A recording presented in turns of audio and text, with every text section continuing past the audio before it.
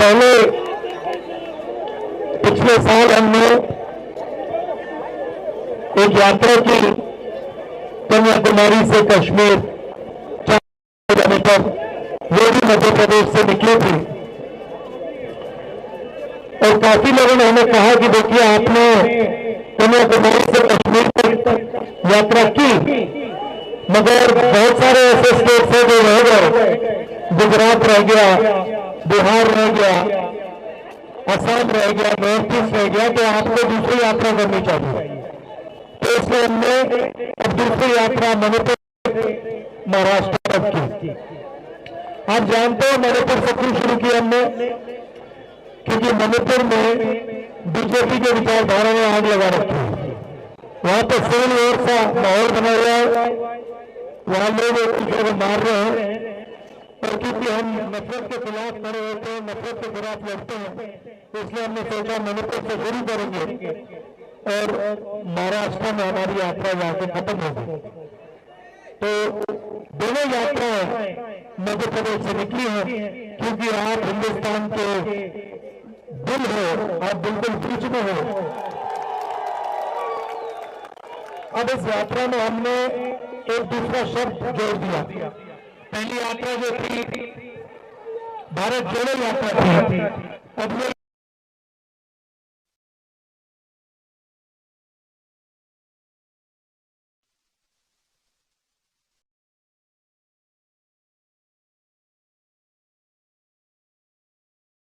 आप में से अगर मैं सवाल पूछूं तो यहां पे कितने लोग मुझे बता सकते हैं कि हिंदुस्तान में पिछड़ों की कितनी आबादी है? 85। आप पिछड़े वर्ग के हो? आप पिछड़े वर्ग के हो? आपका नाम क्या है? कुछ ऊपर आ जाओ।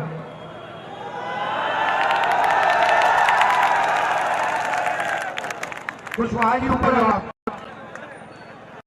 यादव जी आप भी आ जाओ।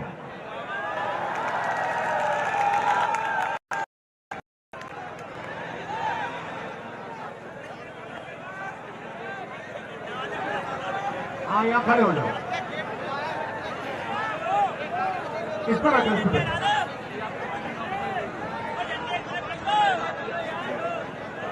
अब यहाँ पे कोई दलित वर्ग का है?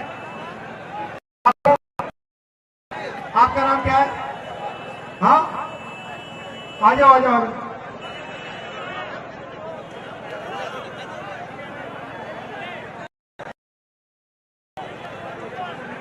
वाल्मीकि समाज का है। आदिवासी यहाँ कोई है? आदिवासी समाज का कोई है यहाँ पे? हाँ कहाँ है? गौतम जी आ जाइए आप भी। राम जी गौतम जी कहाँ है? आइए।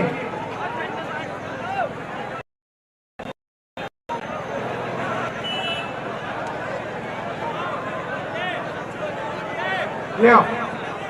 अब देखो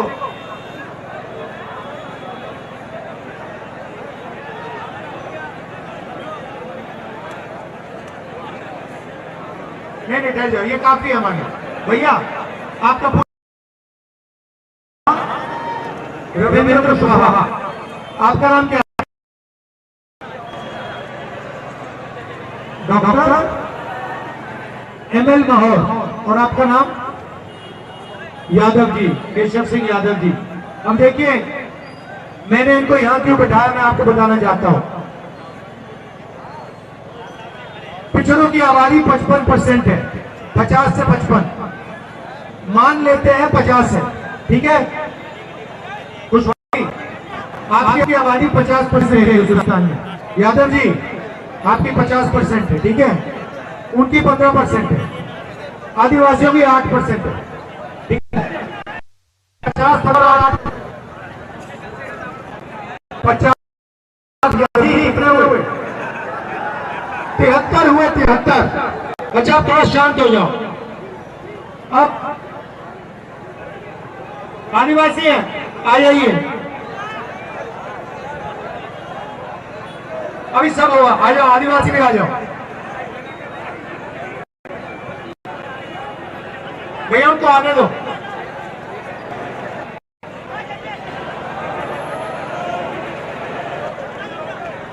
आप आओ ऊपर।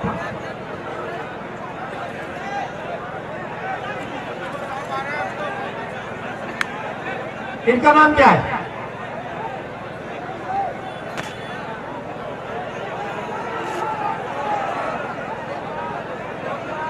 भैया ऊपर लाओ ना, चलो शाबाश। मैं कर रहा हूं, अभी ठहर जाओ क्योंकि मैं कुछ कह रहा हूं, अभी डिस्टर्ब मत करो आप लोग। शाबाश, शांत हो जाओ। भैया ऊपर करो। देखो ये जो 3-4 लोग बैठे हैं, इनकी आबादी हिंदुस्तान में, ठीक है, 73%, समझे? अब कुशवाहा जी मुझे एक बात बताओ, हिंदुस्तान की 200 सबसे बड़ी कंपनियों में मालिकों की लिस्ट निकाली तो उनमें से आपकी जो 73% की आबादी है, आप कुशवाहा हो, आप यादव हो, माहौर है, क्या माझी, ये तो आप में से 200 जो सबसे बड़ी कंपनियां हैं, उनके मालिकों में से आपके कितने? जोर से बोलो, कितने? तो 200 मालिक, ना एक दलित मालिक, ना एक आदिवासी, 73% का एक मालिक है। ठीक है, आप बताओ मैनेजमेंट में कितने आपके लोग? मैनेजमेंट में कितनी है? चलो भैया मीडिया में कितने लोग आपके? मुझे बताओ यूनिवर्सिटी और कॉलेज, प्राइवेट यूनिवर्सिटी और कॉलेज, उनके मालिक कितने आपके? एक नहीं है। मुझे बताओ प्राइवेट अस्पतालों में आपके कितने मालिक? तो आप लोग हो कहां हो आप लोग? आपकी आबादी 73%, मगर ना बड़ी कंपनियों में, ना अस्पतालों में, ना मेडिकल कॉलेजेस में, ना कॉलेज यूनिवर्सिटी में। अच्छा भैया बताओ, हिंदुस्तान के सबसे बड़े आईएएस अफसरों में से आपके कितने? 90 अफसरों में से 90 अफसर जो हिंदुस्तान को चलाते हैं, उसमें से पिछड़े के 3, दलित के 3, आदिवासी का 1। और अगर आप बजट को देखो, इनकी भागीदारी 100 रुपए में से 6 रुपए।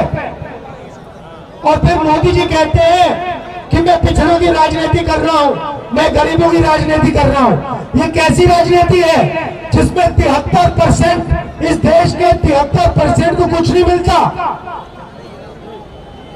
आप लोगों को अपने नाम देखने हैं तो मनरेगा की लिस्ट निकालो, उसमें आपके नाम भरे हैं।